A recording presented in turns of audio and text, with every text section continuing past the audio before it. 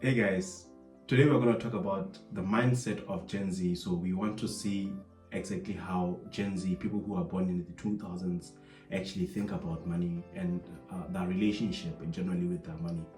So Celine, I think you were born in the 2000s, yeah? Yeah, 2001. Okay. Yeah. So generally, how is your relationship with money? When you were young, just in your family, did you guys ever talk about money in general? Yeah, we talked about, for me when I was young and I first started getting money from my parents a little bit each week. There we talked about it, how I should spend it as a child. Okay.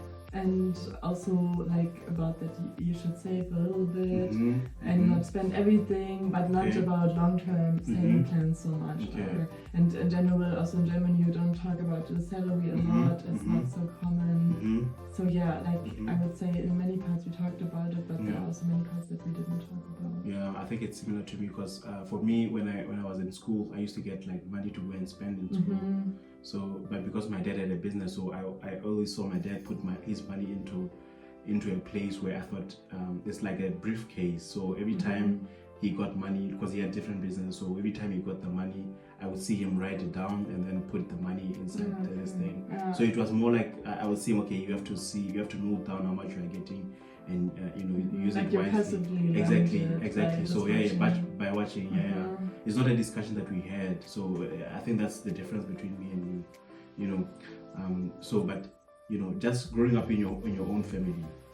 Do you guys ever talk about budgeting just as consciously to say, okay, this is how you spend money, this is how you're supposed to save it, this is how you're supposed to, just writing down things? Do you have any of that?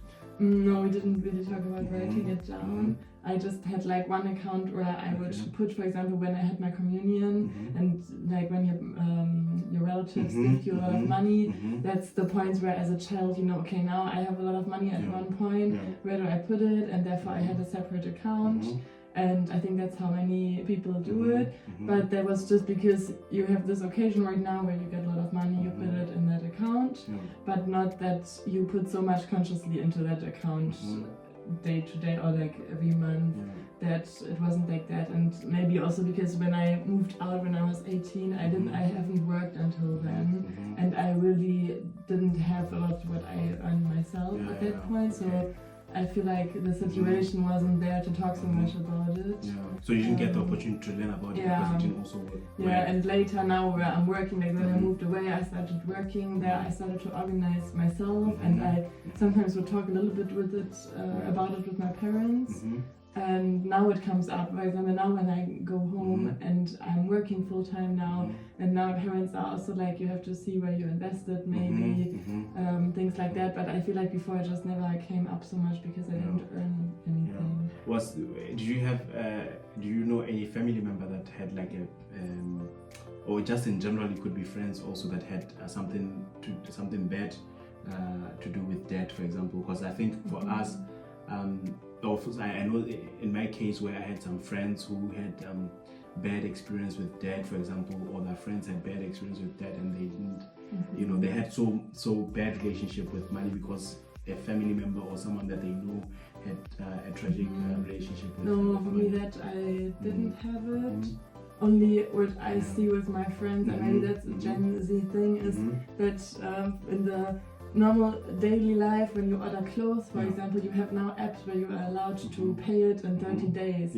Before, when I was young, I knew that my mom, she would always have to pay it on that point where she orders, because you can't just pay it later. But now they have all these apps where they can track the money that you own, but then you have 30 days to pay. And I feel like some girls my age, especially girls, because they order many clothes, they would go into debt because of that. But luckily I don't have that in my nearer friend circle. But that means that actually now there's a system that's allowing people to borrow to buy many things, but then you also put yourself into a position where you have to pay those things, you have to pay many things, but before then you just have to buy it as a single thing to just finish it. I feel like that came with the internet, because the apps, they are also in concurrence with each other, and then the ones who give you a longer target to pay, it's like a little bit easier for people to buy even if they don't have their salary yet, for example. But then it adds up. But these apps also allow you to have some debt. At one point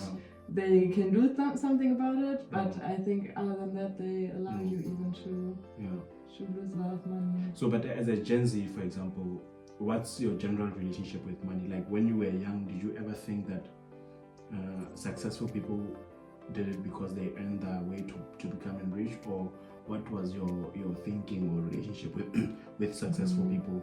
For me, first of all, I feel like I didn't really see so many successful people around me because I'm grown up in a village, and here everyone is just doing their day-to-day work, but there's not people who are super rich, like who would stick out so much. Like everyone here has a good life, but not a super rich life, and I feel like in the cities you see that more. Like that's something that first came to me when I moved to Munich, where I saw that there are many people in high jobs with much money, also with big houses. Like here everyone has a house, but that doesn't mean that they are so rich.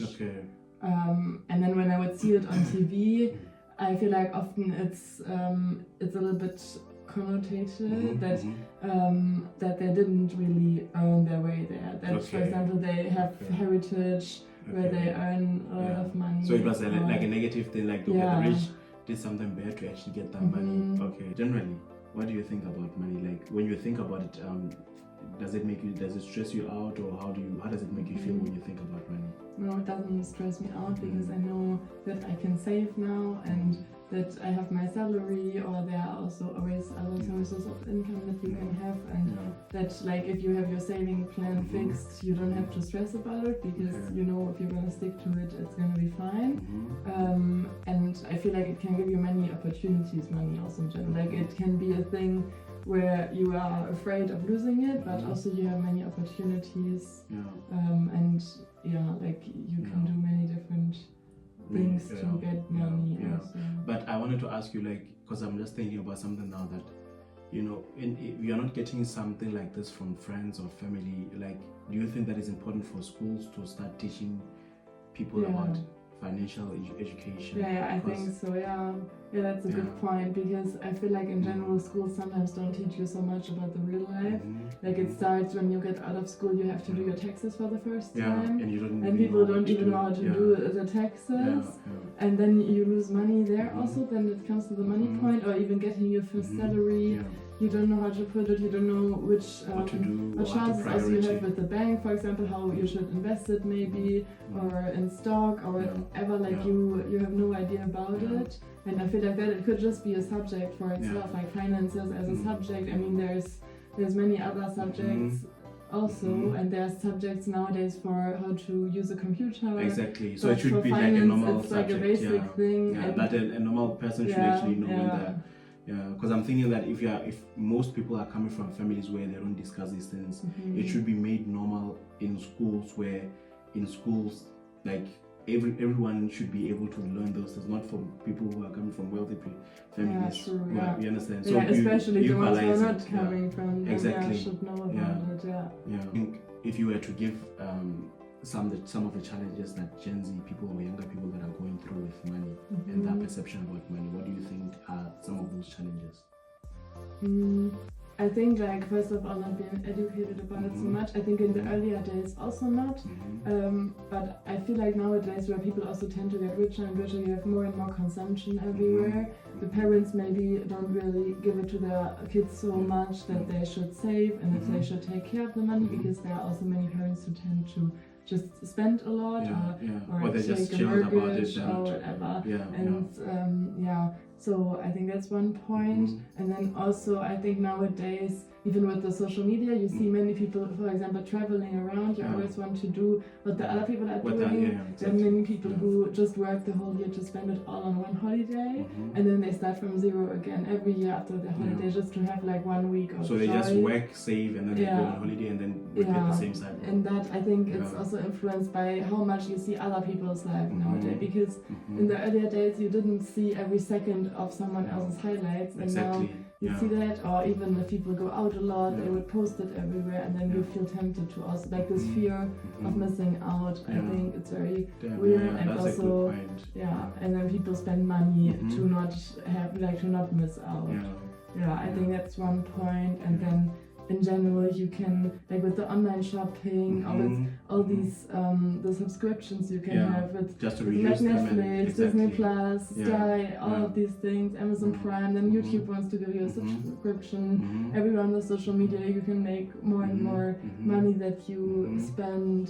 Yeah. Because basically, I think the younger people are subscribing to those things because your friend is going to talk about a series that they watched, and you want to also be like, you want to know about what they're talking about so that you can have something to talk about also. So and it starts with these small electrical things. For example, also I see my nephews now that are very young and they grow up with the PlayStation and the TV, and you always want to buy more and more games. And before, these were things like in the early days where you would just go outside and you would play. You wouldn't need all of these things that you buy to get more and more happy. And I think that's like how the society is evolving in general, that you always, like, they want you to consume as much as possible and not really just connect with the nature and like just with your family. You don't always need all these things around it. Actually, that's one good way to actually try to learn how to, you know, have a bit of discipline about money. So if you're out in nature, if you're out with family, I don't think you'll get to spend as much more as when you are just doing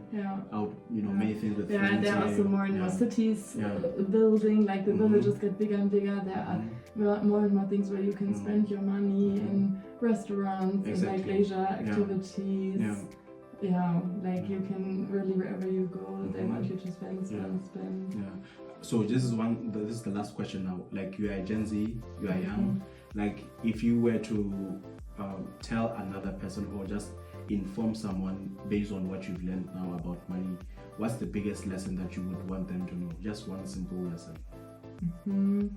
I think to save for your own sake of having a good life and not to compare yourself too much with how others are spending their money. To not think that how someone else is doing it is the right way just because it looks fun how their life is. But then they are, for example, how I said with the holidays, they are spending it so much. That's a good point, because then now some people are just spending because other people are, and then you also want to feel like, okay, you are doing something also, but then you want to show people that you are traveling. I would say that you have to have your priorities straight, to know what you are doing, you're saving for, or you're spending for, however, but however you use your money, have your own priorities straight and not do it for someone else's priorities. That's a good point. It shouldn't be influenced by what other people, just based on your goals. Why are you spending? Why are you doing it? Based on your own goals. Okay. So thank you guys for watching this video. Please subscribe, like, and comment, and see you on the next video. Thank you.